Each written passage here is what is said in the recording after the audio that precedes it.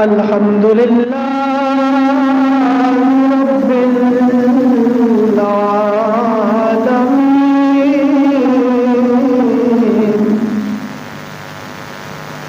خالق السماوات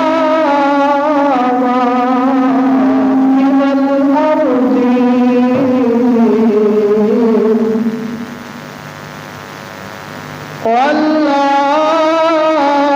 والعاقبة للمتقين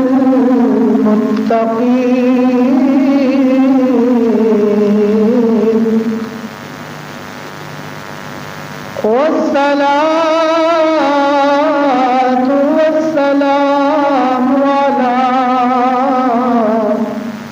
من كان نبيا وآدم من كان نبيا وآدم بين الماء والطين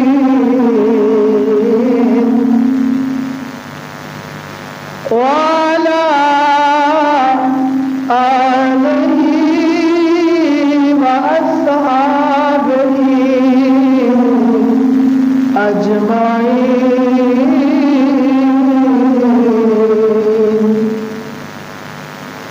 أما بعد فأعوذ بالله من الشيطان الرجيم.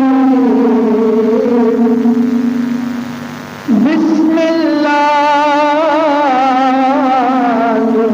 الرحمن الرحيم.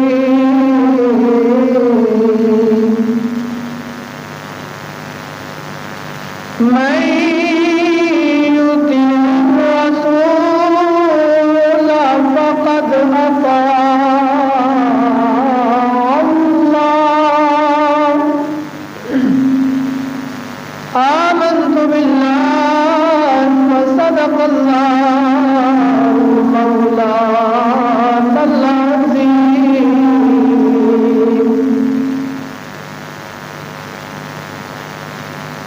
وصدق رسوله النبي الكريم الأمين.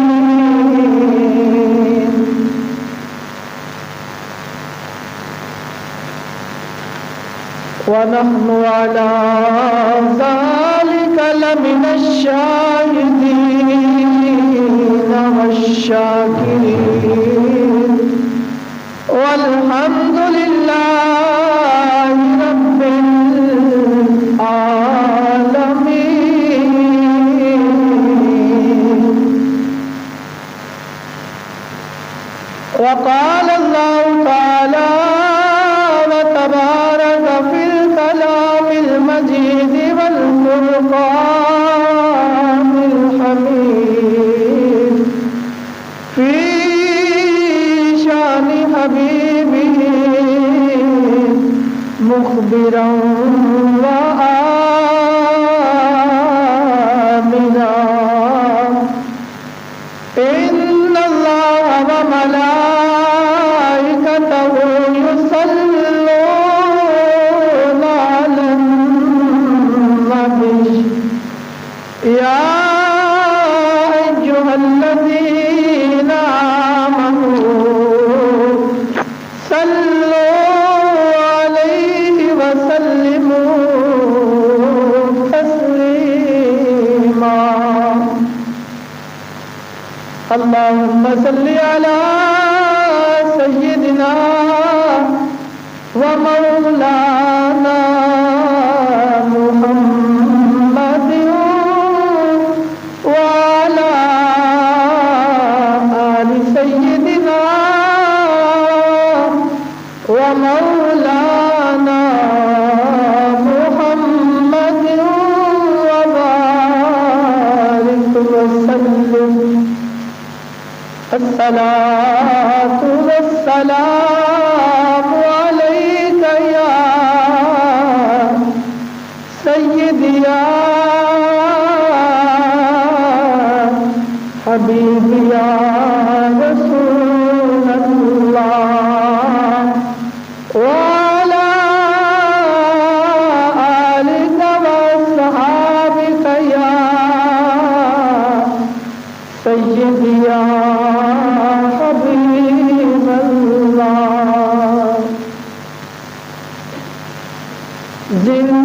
زندگی حقیقت میں بس اسی نے پائی ہے، زندگی حقیقت میں بس اسی نے پائی ہے، زندگی حقیقت میں بس اسی نے پائی ہے، مصطفیٰ کے کوچے میں جس کو موت آئی ہے، مصطفیٰ کے کوچے میں جس کو موت آئی ہے، زندگی حقیقت میں بس اسی نے پائی ہے، مجھ کو میرے مرشد نے یہ بات بتائی ہے، مجھ کو میرے مرشد نے بات یہ بتائی ہے، جو نبی کا ہو جائے اس کی کل خدائی ہے، جو نبی کا ہو جائے اس کی کل خدائی ہے، جو نبی کا ہو جائے اس کی کل خدائی ہے، چار سو اندھیرا تھا ظلمتوں کا ڈیرا تھا، چار سو اندھیرا تھا ظلمتوں کا ڈیرا تھا، مصطفیٰ کے آنے سے یہ بزم جگمگائی ہے، مصطفیٰ کے آنے سے یہ بزم جگمگائی ہے، زندگی حقیقت میں بس اسی نے پائی ہے، رکھ لیا برم تیرا آمینہ کے جائے نے، رکھ لیا برم تیرا آمینہ کے جائے نے، ناز کر حلیمہ تو مصطفیٰ کی دائی ہے، ناز کر حلیمہ تو مصطفیٰ کی دائی ہے، زندگی حقیقت میں بس اسی نے پائی ہے، حشر میں ہر ایک لب پر ہوگا ایک یہی نعرہ، حشر میں ہر ایک لب پر ہوگا ایک یہی نعرہ، مصطفیٰ کرم کیجیے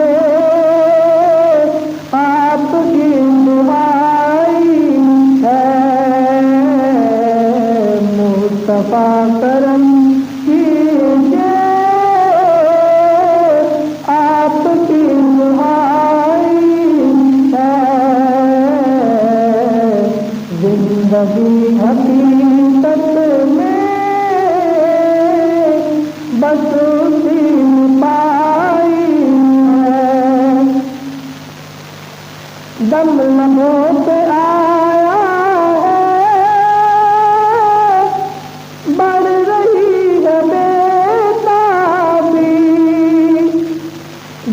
لبوں پہ آیا ہے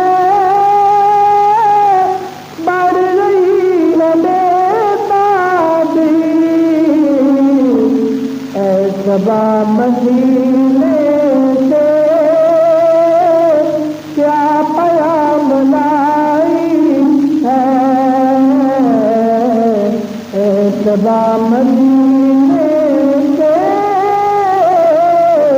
کیا پیام لائی ہے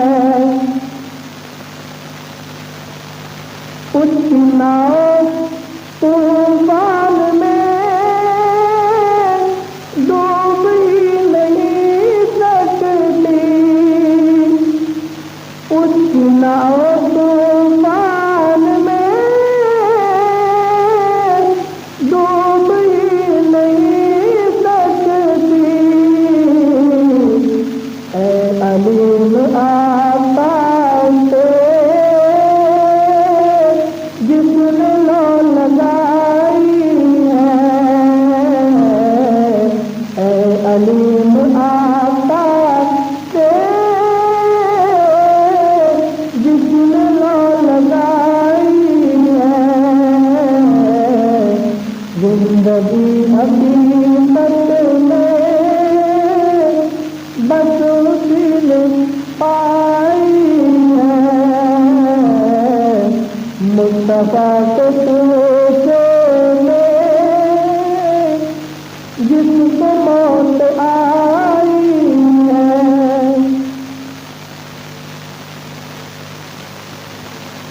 تمام تعریف و توفیق اللہ جل شانہ کی ذات پاک کے لیے جو کہ خالق کائنات بھی ہے اور ارض و سماوات بھی ہے اور مالک ارض و سماوات بھی ہے اللہ جل شانہ کی حمد و ثنا کے بعد اللہ کے محبوب دانائے غیوب ختم الرسل ہادی الکل نبی اکرم نور مجسم رسول مکرم شفیع معظم فخر آدم و بنی آدم فخر عرب و عجم اللہ کے پیارے امت کے سہارے اللہ کے یاد امت کے غمخوار حبیب کبریا محبوب خدا احمد مصطفیٰ جناب محمد مصطفیٰ صلی اللہ علیہ وآلہ وسلم کے حضور باز میں اپنی عقیدت اپنی محبت اور اپنی ارادت کا خراج پیش کرنے کے بعد انتہائی واجب الاحترام ضرور احترام برادران اسلام اللہ رب العالمین جل جلالہ و عما نوالہ سے قرآن مجید فرقان حمید میں سے ایک آیت کا کچھ حصہ تلاوت کیا ہے اللہ پاک کی بارگاہ میں دعا ہے کہ اللہ رب العالمین میری زبان کو کلمۃ الحق جاری فرمائے اور ہم سب کو عمل کرنے کی توفیق عطا فرمائے محترم سامعین حضرات اللہ رب العالمین جل جلالہ و عما نوالہ نے ارشاد فرمایا من یطع الرسول فقد اطاع اللہ فرمایا کہ جس نے رسول گرامی قدر رسول محتشم رسول اکرم صلی اللہ علیہ وآلہ وسلم کی فرما برداری کی جس نے رسول اللہ علیہ السلام کی اطاعت کی فقد اطاع اللہ، تو یقیناً اس نے اللہ رب العالمین کی ہی اطاعت کی۔ جس نے رسول اللہ علیہ السلام کی فرما برداری کی اس نے یقیناً اللہ رب العالمین کی ہی فرما برداری کی۔ اس آیت پاک میں اللہ رب العالمین جل شانہ نے اطاعت کا لفظ استعمال فرمایا اور فرما دیا واضح طور پہ کہ جس نے میرے رسول صلی اللہ علیہ وآلہ وسلم کی اطاعت کی، یعنی حضور علیہ السلام کا جس نے حکم مان لیا، یقیناً اس نے اللہ رب العالمین کا ہی حکم مانا ہے۔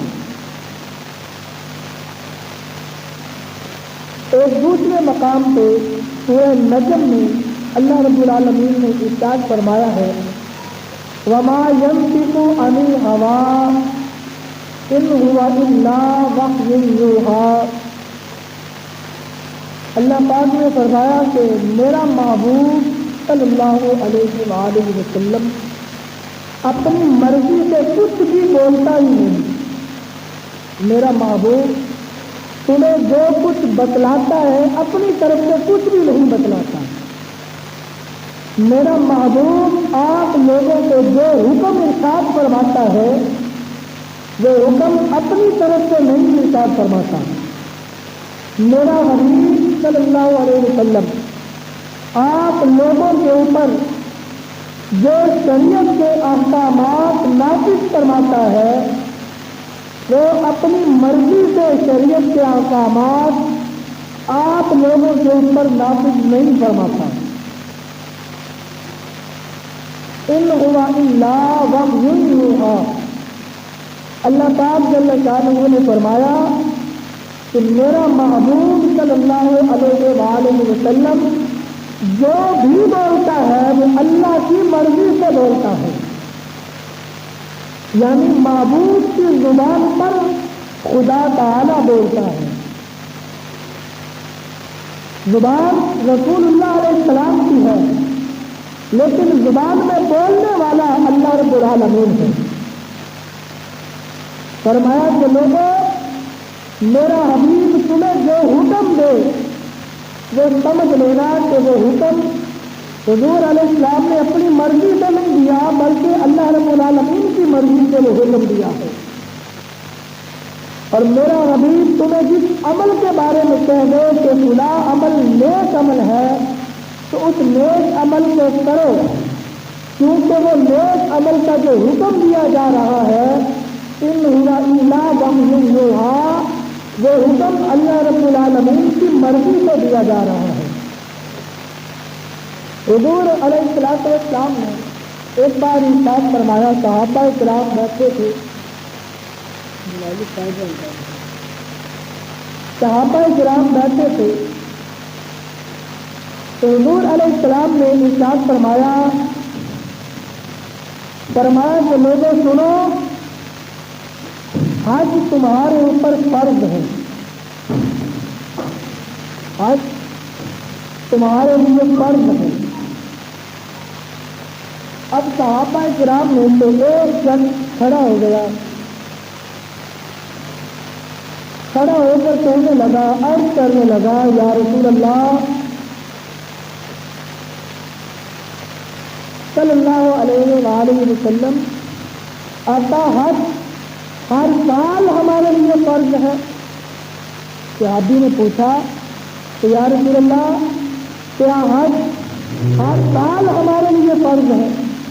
تو حضور علیہ السلام نے خاموشی اختیار فرمائی۔ اس صحابی کے سوال پر کوئی جواب نہ دیا، حضور علیہ السلام خاموش ہو گئے۔ اب صحابی نے دوبارہ پوچھا، یا رسول اللہ صلی اللہ تعالی وسلم کیا حج ہمارے لیے ہر سال ہے؟ حضور علیہ السلام نے پھر خاموشی اختیار فرمائی۔ دوسری بار بھی اس صحابی کو کوئی جواب نہ دیا۔ اب تیسری بار اس صحابی نے پھر عرض کی، یا رسول اللہ صلی اللہ تعالی علیہ وسلم، آقا کیا حج ہمارے لیے ہر سال فرض ہے؟ تو حضور علیہ السلام نے پھر خاموشی اختیار فرمائی۔ جب اس نے اپنا سوال 3 بار دہرا لیا، 3 بار سوال حضور علیہ السلام کی خدمت میں پیش کر دیا، تو بارگاہ رسالت معاد سے جب کوئی جواب نہ آیا تو اب وہ بندہ سمجھ گیا کہ حضور علیہ السلام مجھے جواب نہیں دے رہے، تو اس جواب نہ دینے میں کوئی راز ہے، کوئی حکمت ہے۔ وہ صحابی بیٹھ گیا۔ صحابی جب بیٹھ گیا تو حضور علیہ السلام نے تھوڑی دیر کے بعد ارشاد فرمایا کہ میرے صحابہ، ابھی تھوڑی دیر پہلے ایک بندہ سوال کر رہا تھا کہ یا رسول اللہ کیا حج ہمارے لیے ہر سال فرض ہے؟ فرمایا کہ میں نے خاموشی اختیار فرمائی، میں نے اسے کوئی جواب نہیں دیا۔ یا رسول اللہ کیوں جواب نہیں دیا؟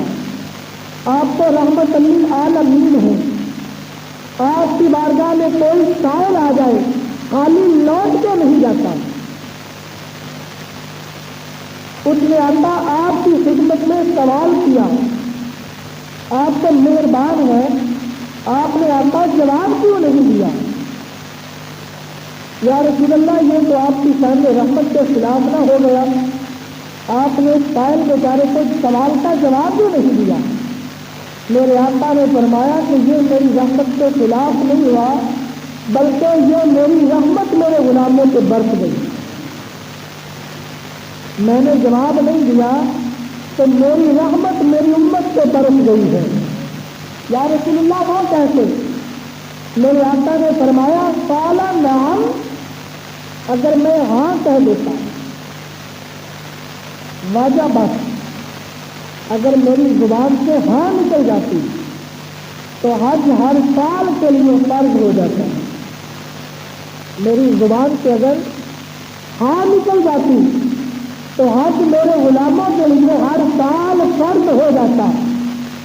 اب میرے غلاموں میں ہر کوئی تو ہر سال حج کی ہمت نہیں نہ رکھنے والا ہوگا، تو یہ میرے غلاموں کے لیے میری رحمت ہے کہ میں نے جواب نہ دیا۔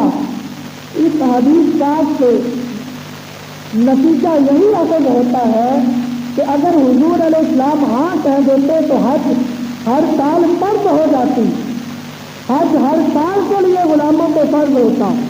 آقا کی زبان سے ہاں نہیں نکلی، اس بات کی دلیل ہے کہ مصطفیٰ علیہ السلام کا بولنا رب العالمین کا بولنا ہے۔ حضور علیہ السلام کی زبان پاک سے جو بات نکل جائے وہ کلام الہی بن جاتا ہے۔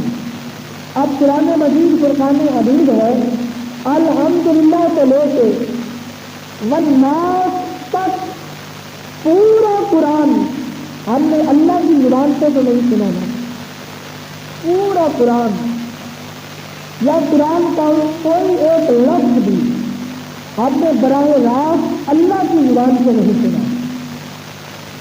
اللہ کی زبان سے ہم نے قرآن کا کوئی ایک لفظ بھی نہیں سنا۔ ایک لفظ سے بڑا ہوتا ہے، ہم نے کوئی ایک حرف بھی اللہ کی زبان سے نہیں سنا۔ یہ قرآن ہم نے سنا تو کیسے سنا؟ حضور علیہ السلام کی زبان سے سنا۔ یہ قرآن ہم نے مصطفیٰ علیہ السلام کی زبان سے سنا۔ جبریل آتے تھے، حضور علیہ السلام کو قرآن سنا کے چلے جاتے تھے۔ ہمیں کیا علم، ہمیں کیا خبر کہ جبریل کیسے آئے ہیں، جبریل کیا پیغام لے کے آئے ہیں، جبریل کیا نیا کوئی حکم لے کے آئے ہیں، کیا جبریل کوئی نئی خبر لے کے آئے ہیں؟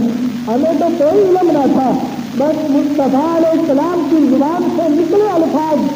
مصطفیٰ علیہ السلام نے فرمایا میرے غلاموں سنو، یہ اللہ کا قرآن ہے، یہ اللہ کا کلام ہے۔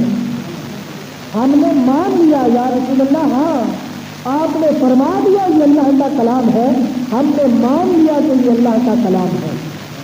ہم نے قرآن کا ایک ایک لفظ، ایک ایک حرف، ایک ایک آیت، ایک ایک رکوع، ایک ایک سورت، ایک ایک سپارہ ہم نے زبان مصطفیٰ سے سنا، ہم نے مان لیا کہ زبان مصطفیٰ سے جو نکل جائے وہ کلام الہی ہوتا ہے۔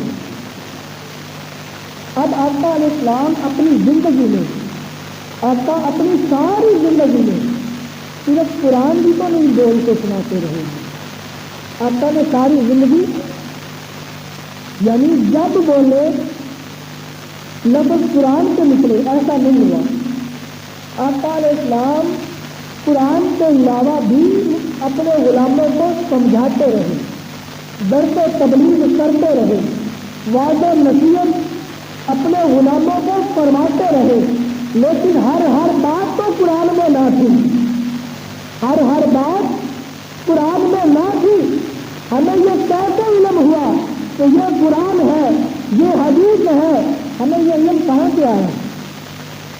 ہمیں یہ علم کہاں سے آیا؟ دیکھیے میں آپ کے سامنے گفتگو کر رہا ہوں، اب میں آپ کو بتاؤں گا نا، اگر میں قرآن پڑھوں گا تو بتاؤں گا کہ یہ قرآن کی آیت ہے، اگر حدیث عربی میں پڑھوں گا تو پھر وہ بھی بتاؤں گا کہ یہ حدیث ہے، تب پتہ چلے گا نا کہ یہ قرآن ہے، یہ حدیث ہے۔ اب قرآن سارا مصطفیٰ علیہ السلام کی زبان سے نکلا، اور حدیث پاک کا ذخیرہ ہے، لاکھوں نہیں بلکہ کروڑوں کی تعداد میں حدیثیں ہیں۔ اب علماء کو یہ علم کیسے آیا کہ یہ قرآن ہے، یہ مصطفیٰ علیہ السلام کا فرمان ہے؟ بس محمد عربی نے بتایا میرے غلاموں یہ قرآن ہے، ہم نے مان لیا یا رسول اللہ یہ قرآن ہے، میرے آقا نے فرمایا یہ میرا فرمان ہے، ہم نے مان لیا آقا یہ آپ کا فرمان ہے۔ تو نتیجہ کیا نکلا؟ حضور علیہ السلام کی زبان سے اللہ بولتا ہے، آقا کا بولنا اللہ کا بولنا ہے، مصطفیٰ کا بولنا خدا کا بولنا، کلام مصطفیٰ کلام خدا ہے۔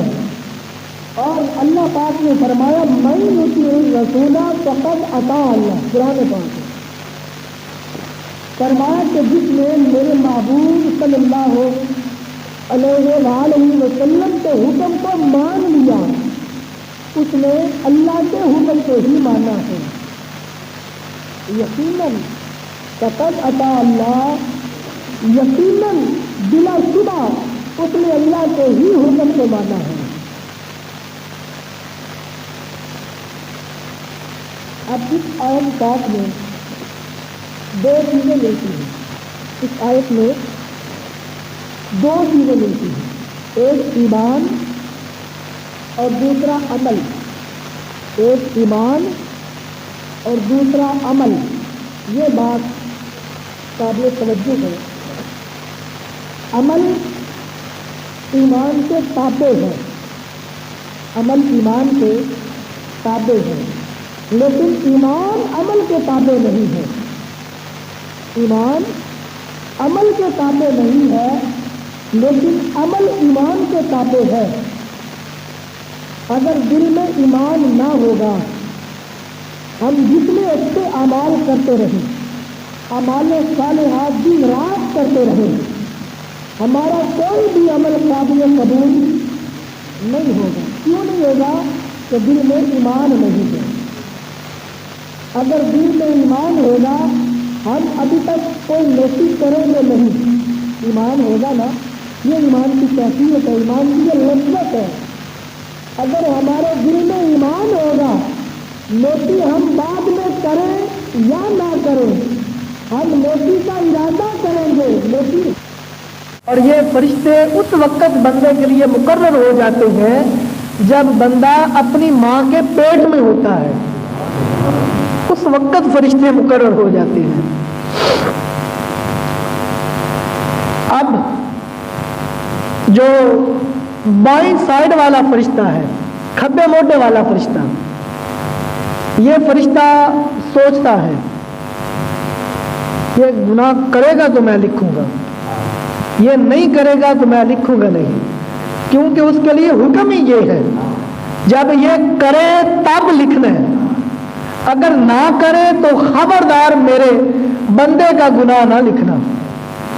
اور جو دائیں سائڈ والا فرشتہ ہے اس کی ذمہ داری ہے کہ بندے نے نیکی کا ارادہ کیا ہے، نیکی کا ارادہ کیا ہے، ابھی تک کوئی نیکی کی نہیں، دل میں خیال آیا کہ میں نماز پڑھنے جاؤں گا، دل میں خیال آیا کہ حضور علیہ السلام کی ذات پہ میں درود و سلام پڑھوں گا، دل میں خیال آیا کہ میں قرآن پڑھوں گا، دل میں خیال آیا کہ میں روزہ رکھوں گا، دل میں خیال آیا کہ میں حج کروں گا، دل میں خیال آیا کہ میں یتیموں کا خیال کروں گا، دل میں خیال آیا میں ہمسایوں کا خیال کروں گا، دل میں خیال آیا میں بڑوں کا ادب کروں گا، ابھی تک کیا کچھ بھی نہیں، ابھی تک کیا کچھ بھی نہیں، بس دل میں خیال آیا ہے، اس فرشتے نے جلدی سے قلم اٹھایا، نیکی لکھ ڈالی،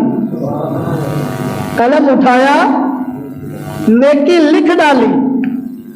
اب بندے نے گناہ کا ارادہ کیا، گناہ کا ارادہ کیا، اس فرشتے نے قلم اٹھایا اور لکھنے لگا، اس نے کہا روک جا، یہ لکھنے لگا، اس نے کہا ٹھہر جا، اس نے کہا کیوں؟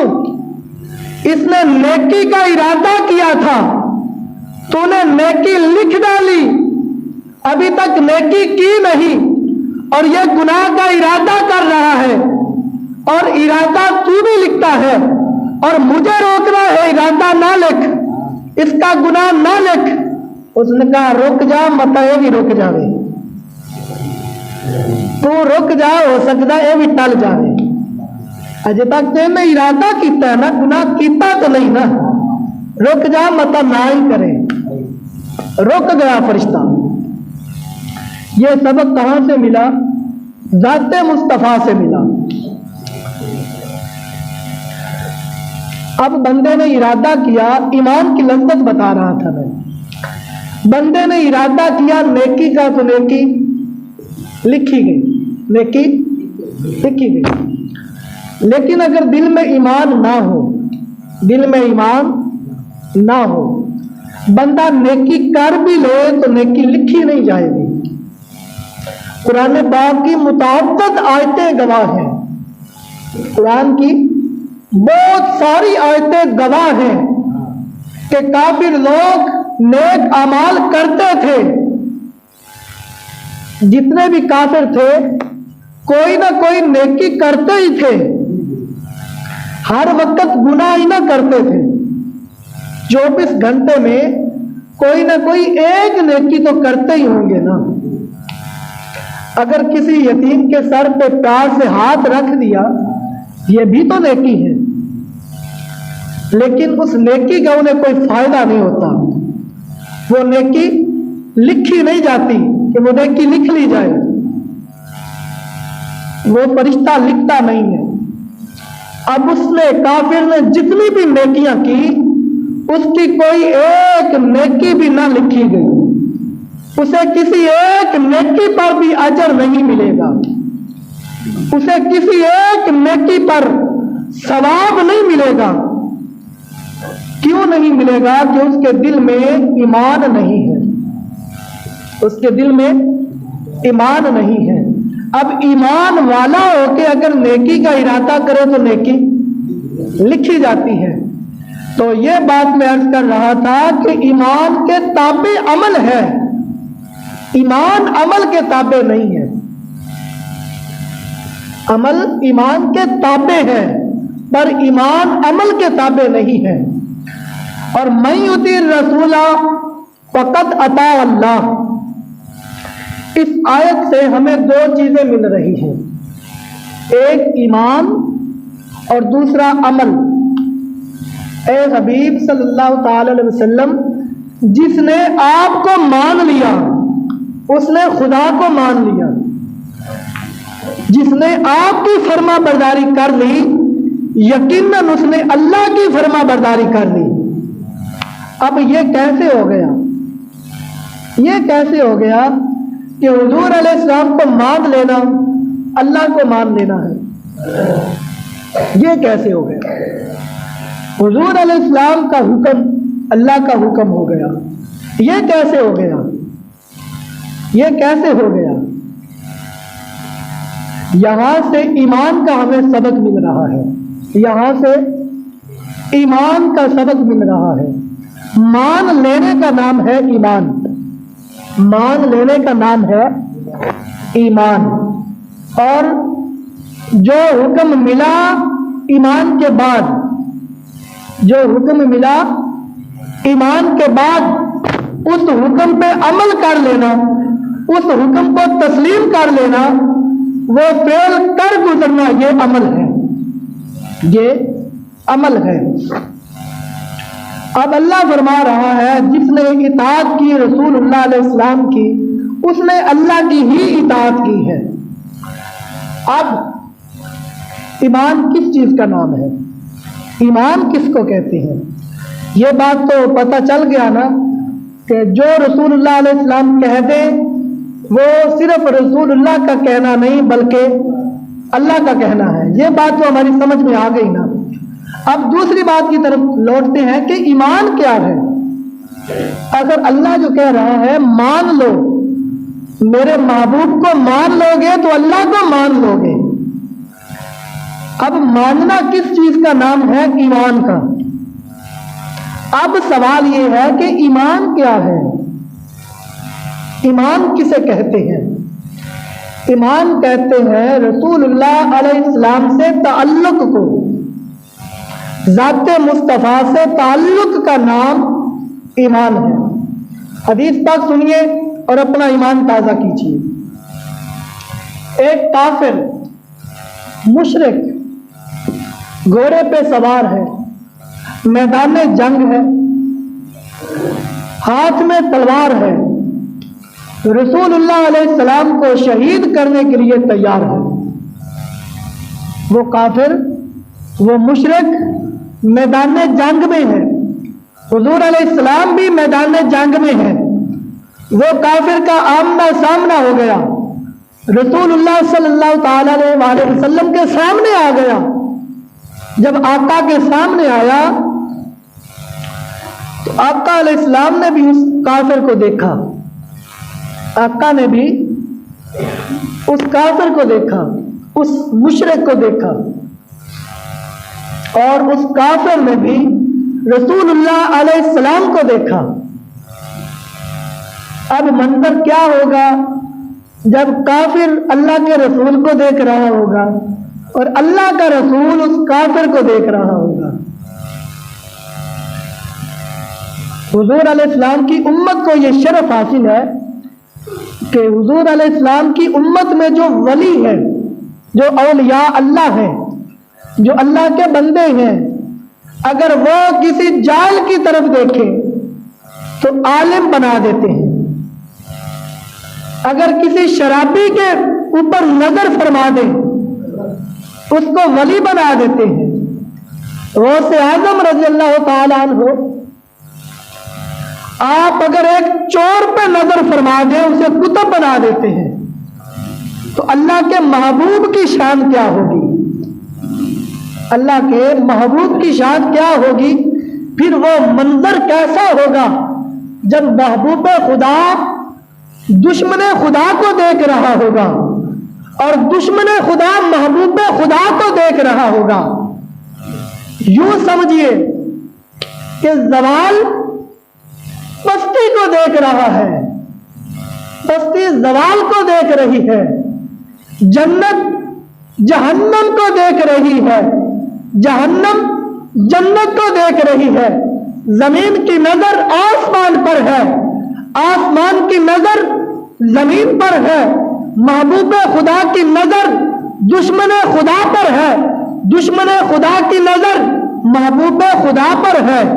جب محبوب خدا کی نظر اس کافر پہ پڑی، اس مشرک پہ نظر گئی، اب اسے بھول گیا کہ میں کیسے آیا تھا، اسے بھول گیا کہ میں کیسے آیا تھا۔ ہوش تک باقی نہیں مجھ کو، مجھے دل لے کے آیا ہے یا میں دل لے کے آیا ہوں۔ زہے جد وہ کشش، ہوش تک باقی نہیں مجھ کو، مجھے دل لے کے آیا ہے یا میں دل لے کے آیا ہوں۔ اب جب مصطفیٰ علیہ السلام کی نظر اس کافر پہ پڑی، اسے بھول گیا کہ میں کیسے آیا تھا، کدھر آیا تھا۔ تلوار گر گئی، پسینے چھوٹ گئے، کپ کپی شروع ہو گئی، اور کہنے لگا اے محمد صلی اللہ علیہ وآلہ وسلم، اگر میں کلمہ پڑھ لوں تو مجھے کس بات کی ضمانت دیں گے؟ اگر میں کلمہ پڑھ لوں مجھے کس شے کی ضمانت دیں گے؟ دیکھیے اس دور کے کافر، ابھی تک اس نے رسول اللہ علیہ السلام کو جانا نہیں، پہچانا نہیں ہے، آپ کی حقیقت کو نہیں جانتا۔ اتنا جانتا ہے، اس سے پہلے اتنا جانتا تھا کہ یہ دعویٰ جھوٹا دعویٰ ہے نبوت کا، لیکن اب کہہ رہا ہے کہ اگر میں کلمہ پڑھ لوں تو مجھے کس شے کی ضمانت دیں گے؟ اس بات سے معلوم یہی ہوتا ہے کہ اس وقت کے جو کافر تھے وہ بھی جانتے تھے کہ اللہ کے رسول جس شے کی چاہے ضمانت دے سکتے ہیں، اور آج ہمارے لوگ ہیں کلمہ بھی پڑھتے ہیں اور اعتراض بھی کرتے ہیں کہ رسول اللہ علیہ السلام کیا دے سکتے ہیں۔ وہ کافر ہو کر جانتا ہے کہ یہ رسول جس چیز کی چاہے ضمانت دے سکتے ہیں۔ کہنے لگا کہ اگر میں کلمہ پڑھ لوں مجھے کس شے کی ضمانت دیں گے؟ تو رسول اللہ صلی اللہ علیہ وآلہ وسلم نے فرمایا کہ اگر تو کلمہ پڑھ لے تو میں تجھے جنت کی ضمانت دیتا ہوں۔ اگر تو کلمہ پڑھ لے میں تجھے جنت کی ضمانت دیتا ہوں۔ اب بتائیے کہ جنت کس کے ہاتھ میں ہے؟ جنت کس کے ہاتھ میں ہے؟ اللہ کے ہاتھ میں ہے۔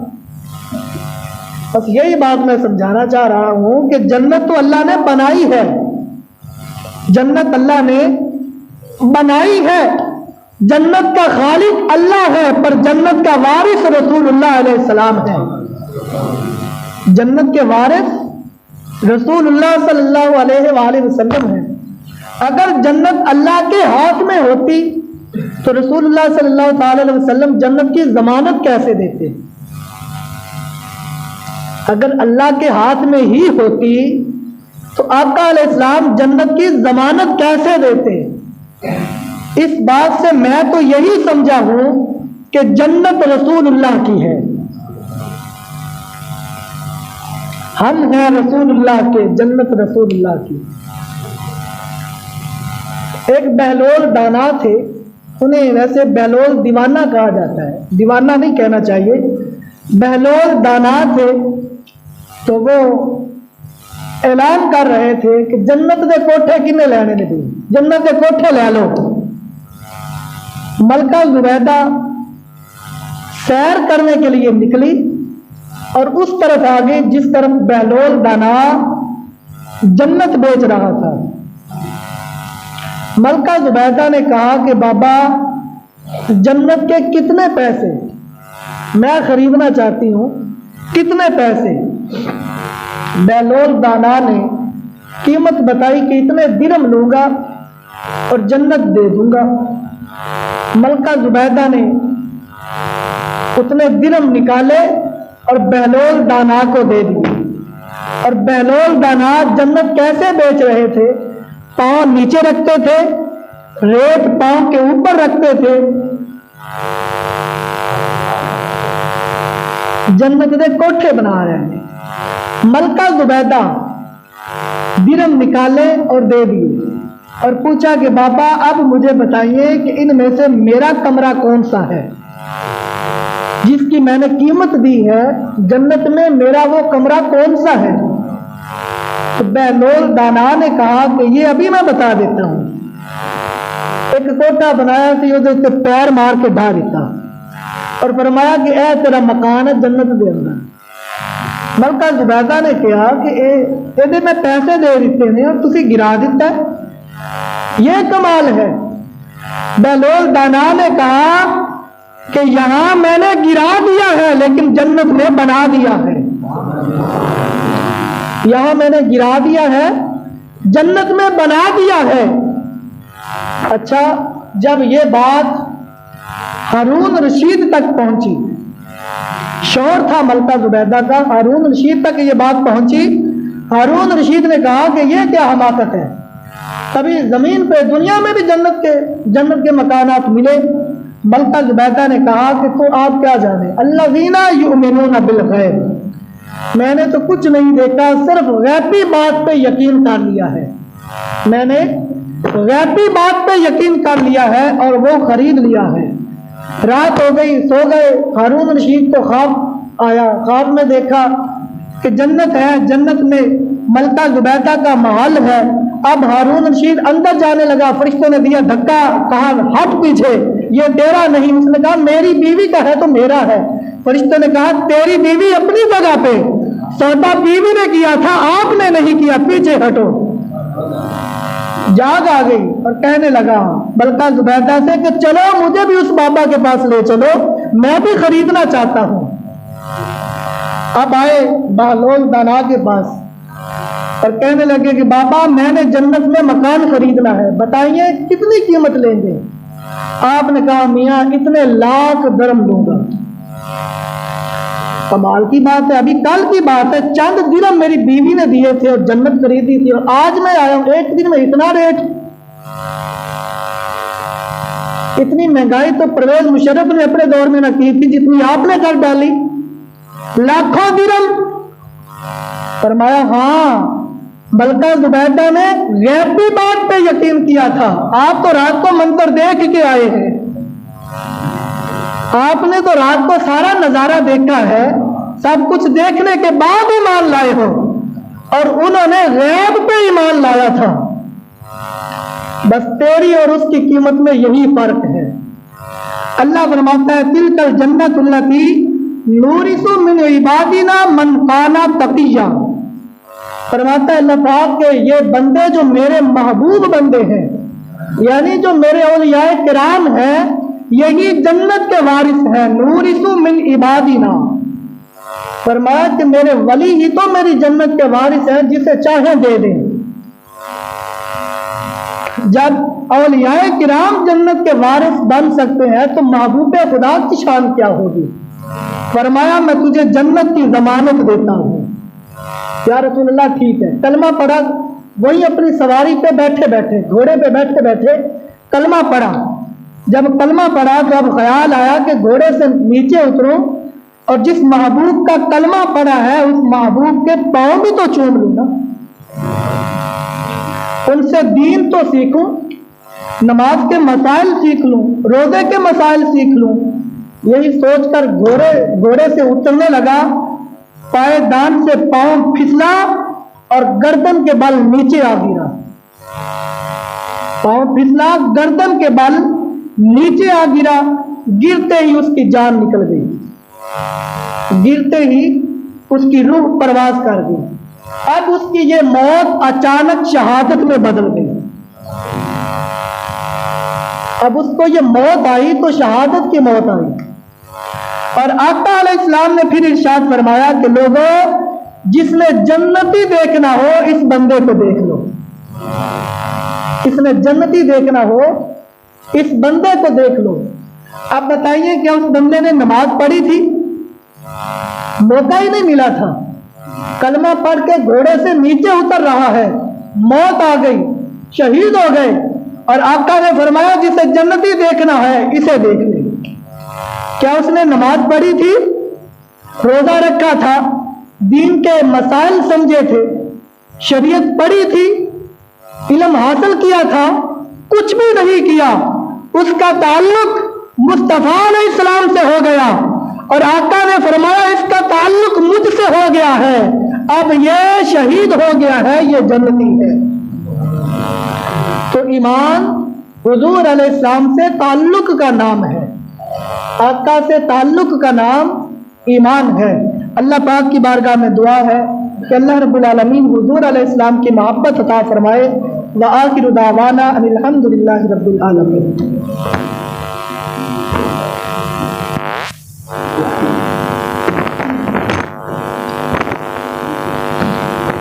مصطفیٰ جان رحمت پہلا سلام شمع بز میں ہدایت تیرا سلام مصطفیٰ جان رحمت پہلا شمع بز میں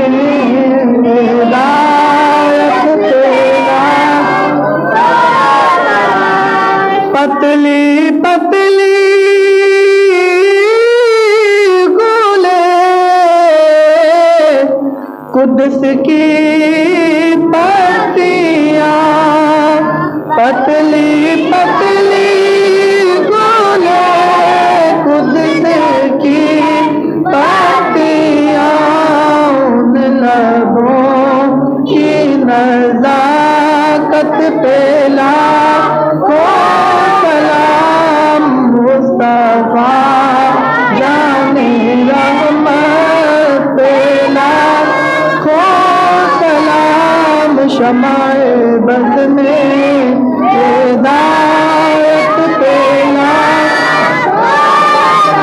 چہرۂ مصطفیٰ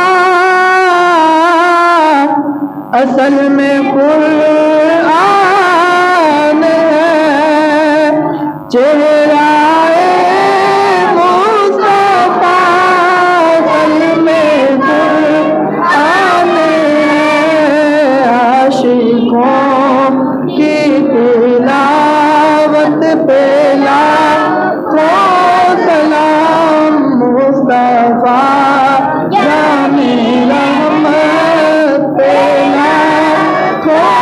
سلام شمع بز میں ہدایت پہ آسیو تھام لو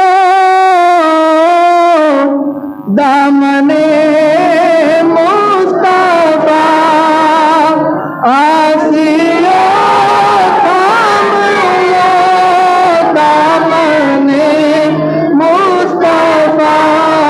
پھر پڑھو رب کی رحمت پہ لاکھوں سلام مصطفیٰ جان رحمت پہ لاکھوں سلام شمع بز میں ہدایت پہ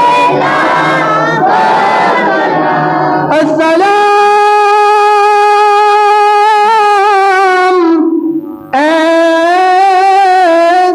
رسولوں کے رسول،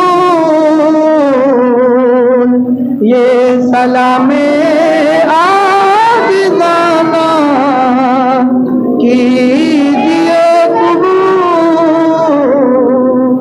بسم اللہ الرحمن الرحیم۔ صلی اللہ علیہ نبی الأمی وآلہ وسلم صلاۃ وسلام علیک یا سیدی یا رسول اللہ وعلی آلک واصحابک یا سیدی یا حبیب اللہ۔ مولا کریم تیرے محبوب علیہ السلام کی بارگاہ میں درود و سلام کا نذرانہ پیش کیا قبول فرما۔ مولا کریم آج یہاں پہ درود و سلام پڑھنے کی توفیق عطا فرمائی ہے تو گنبد خضرا کے سائے میں بھی درود و سلام پڑھنے کی توفیق عطا فرما دی۔ مولا کریم ہمیں بار بار میٹھا مدینہ دکھا دے۔